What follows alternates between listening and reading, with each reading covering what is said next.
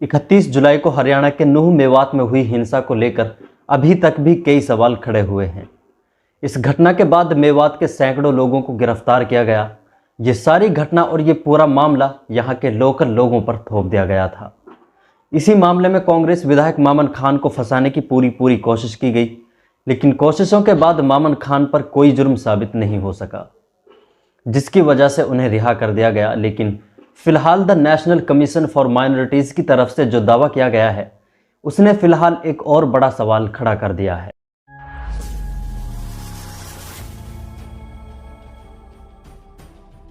National commission for minorities के chairman और BJP leader Iqbal Singh लालपुरिया ने प्रेस कॉन्फ्रेंस में कहा कि 31 जुलाई को नूंह मेवात में जो घटना हुई, उसमें नूंह मेवात के लोकल लोग शामिल नहीं थे। सोशल मीडिया के जरिए प्रोपगंडा रचा गया, जिसकी वजह से कुछ नौजवान इसका शिकार हो गए थे, और कहा कि लोकल एडमिनिस्ट्रेशन की कोई इसमें गलती नहीं थी, हालांकि उसकी तरफ से कोताही ज़रूर बरती गई थी। आगे इकबाल सिंह लालपुरिया ने कहा कि ये जो इंसिडेंट हुआ वो डिसअपॉइंटिंग था, जो सोशल मीडिया के गलत इस्तेमाल की वजह से पेश आया था। और आगे कहा कि ये जो क्राइम हुआ, यानी ये जो दंगा हुआ, ये कोई ऑर्गेनाइज्ड नहीं था, यानी इसकी पहले से ही कोई तैयारी या इस तरह की कोई चीज़ें नहीं की गई थी। यानी जिस तरह इसके बारे में इस दंगे के बाद से ही आरोप लगाए जा रहे थे कि ये दंगा पहले से ही प्लान किया गया था, मामन खान पर भी इस तरह के एलिगेशंस लगाए गए थे कि ये मेवात के लीडर्स और यहाँ के लोकल लोगों ने पहले से ही प्लान किया था और प्लान के तहत इस दंगे को अंजाम दिया गया था। हालांकि इसमें कोई सच्चाई नहीं थी। एनसीएम के चेयरमैन का साफ कहना है कि लोकल लोगों का इसमें कोई हाथ नहीं था। शायद बीजेपी लीडर ये कहने से कतरा रहे हैं कि यह दंगा शोभा यात्रा में शामिल होने वाले बजरंग दल और विश्व हिंदू परिषद के लोगों की तरफ से अंजाम दिया गया था। सोशल मीडिया पर मोनू मानेसर और बिट्टू बजरंगी की सोशल मीडिया पर अपलोड किए गए वीडियोज़ की वजह से यह दंगा पेश आया था। लेकिन सवाल यह है कि जिन सैकड़ों लोगों को इस हिंसा भड़काने के और इस दंगा को अंजाम देने के इल्ज़ाम में गिरफ्तार किया गया है, क्या उन्हें जल्दी रिहा कर दिया जाएगा? ये सच है कि लोकल लोग इस दंगे में शामिल नहीं थे, हालांकि कुछ लोग शामिल थे, लेकिन जिस तरह से कार्रवाई की गई थी और जो सैकड़ों लोगों को फिलहाल गिरफ्तार किया गया है, कम से कम उनमें से 80% लोग शायद ऐसे हैं जो इस हिंसा का हिस्सा नहीं थे, जिनके खिलाफ दंगे में शामिल होने के कोई एविडेंस नहीं है। लेकिन देखना यह है कि इस बात को कबूल करने में हरियाणा के मुख्यमंत्री और गृह मंत्री को कितना वक्त लगेगा कि यह हिंसा मेवात के लोकल लोगों की वजह से नहीं, बल्कि शोभा यात्रा के नाम पर दंगा करने आए लोगों की वजह से हुआ था।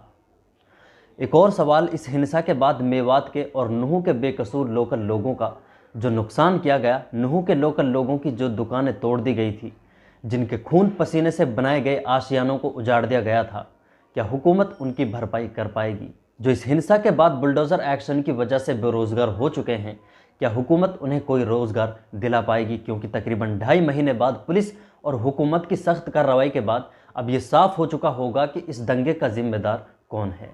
क्या जिन बेकसूर और गरीब लोगों को इसकी सज़ा दी गई थी, क्या उन्हें कोई मुआवजा दिया जाएगा? अब बात करते हैं इस हिंसा से जुड़े एक मुख्य आरोपी मोनू मानेसर के बारे में। मोनू मानेसर को 7 अक्टूबर को गुड़गांव पुलिस राजस्थान के अजमेर जेल से लेकर आई थी। इसके बाद गुड़गांव पुलिस ने मोनू मानेसर को 4 दिन की रिमांड पर रखा। राजस्थान पुलिस के सामने रिमांड के दौरान मोनू मानेसर ने जो खुलासे किए थे, उस पर खूब चर्चा की गई थी।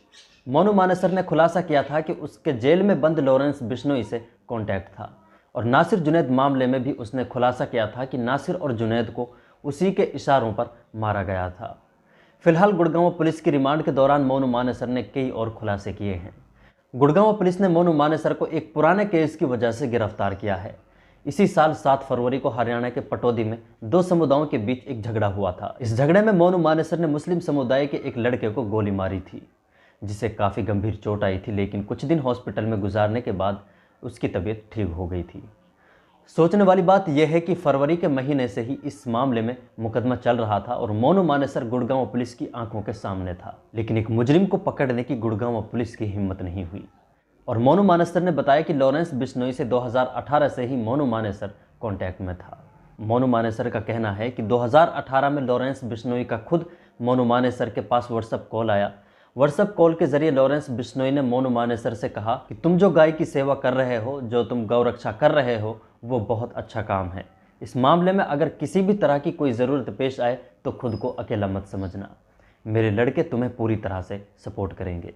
ये बातें लॉरेंस बिश्नोई ने दिल्ली की तिहाड़ जेल से बैठकर की थी। इसके बारे में आप अपनी राय कमेंट बॉक्स में रख सकते हैं। वीडियो को लाइक कर दें और शेयर कर दें, और अगर चैनल को सब्सक्राइब नहीं किया है तो चैनल को सब्सक्राइब ज़रूर कर दें।